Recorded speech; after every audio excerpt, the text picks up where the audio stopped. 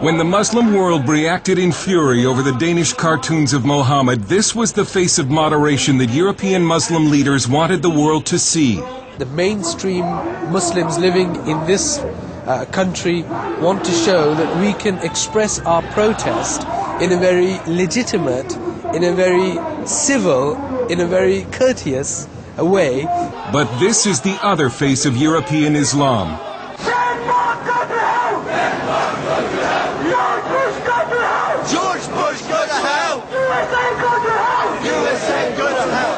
This is footage of the demonstration outside the Danish embassy in London, provided to CBN News by the NIFA Foundation, an anti-terrorism group.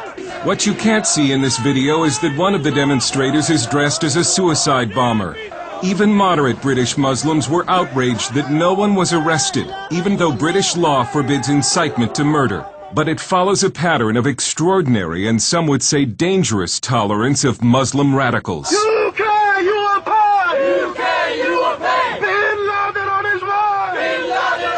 These protests threatening bloodshed occurred in 2004, 1 year before London's 7/7 subway and bus bombings. Now Tony Blair has been warned. Pull your troops out of Afghanistan. Pull your troops out of Iraq. And if you do not pull your troops out, you will get bloodshed on the streets of London. Again, no one was arrested. And moderate Muslims tried to keep the media from publicizing what for them has become a public relations nightmare. Yeah, that's disgusting. I mean, it doesn't serve any purpose. These guys don't represent me. They probably don't represent most Muslims in this country. And they do a disservice not only to, living here in the UK, but they do a major disservice to Muslims. They may not represent the views of most British Muslims, but polls do suggest the Muslim middle is radicalizing. A recent survey shows that 40% of British Muslims want Islamic Sharia law in the United Kingdom. Sharia imposes punishments like amputations and stonings. And in a separate poll, nearly 1/3 of Muslims agreed with the statement that Western society is decadent and immoral, and that Muslims should seek to bring it to an end. Critics say that European political correctness and multiculturalism, which were supposed to embrace Muslim radicals and somehow westernize them, have seriously backfired. And now Western Europe seems paralyzed by the political correctness that grips the government and the media. One of the biggest fears for a lot of commentators, whether they're terrorist commentators or commentators on the Middle East, is if they actually address this whole issue of Islam and start to question it, what they fear is being labelled as an Islamaphobe. There's a real reluctance to offend the ethnic communities of any sort, let alone the Muslim community. And there seems to be a lack of political will to stop Muslim radicals bent on conquest. May Allah bomb you! May Osama bin Laden bomb you! May Osama bin Laden bomb you!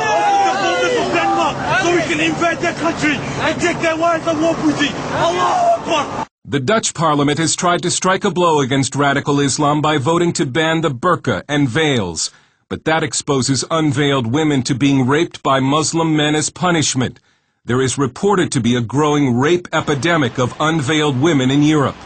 In London, Shadow Homeland Security Director Patrick Mercer of the Conservative Party says Britain remains in denial and thinks it is protected by what he calls pointless legislation. But you have to ask yourself, what is a piece of paper going to do to an Islamist fundamentalist, or any other form of fundamentalist terrorist for that matter, and its suicide bombers? Are you going to be able to hold this up in front of them and say, don't blow yourselves up, otherwise we'll get really cross? In France, the government continues to pretend that Muslim anti-Semitic violence is not a problem, but it couldn't keep tens of thousands of Frenchmen from marching last month after the brutal murder of a young Jew named Ilan Halimi by French Muslims.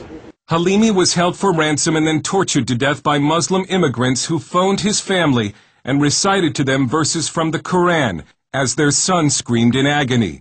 French conservative political writer Guy Millier. A lot of Jews in Europe, and especially in France, are really scared about the future. I have many Jewish friends, and they say to me, we think we shall have to leave France to go to the United States, to Canada, to Israel, but France will not be our country anymore. It's a similar story all over Europe.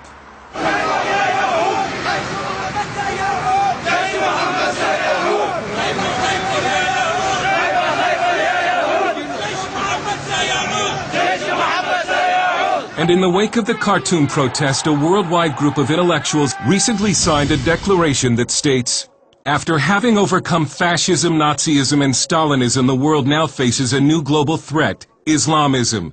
It is not a clash of civilizations nor an antagonism of West and East that we are witnessing, but a global struggle that confronts democrats and theocrats. And Europe's problem with radical Muslims is our problem too."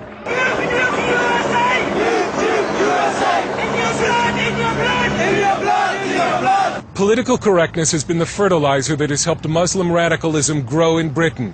Political correctness intimidates the media and law enforcement. But Europe may be forced to choose between political correctness and the survival of its civilization. Dale Hurd, CBN News, London.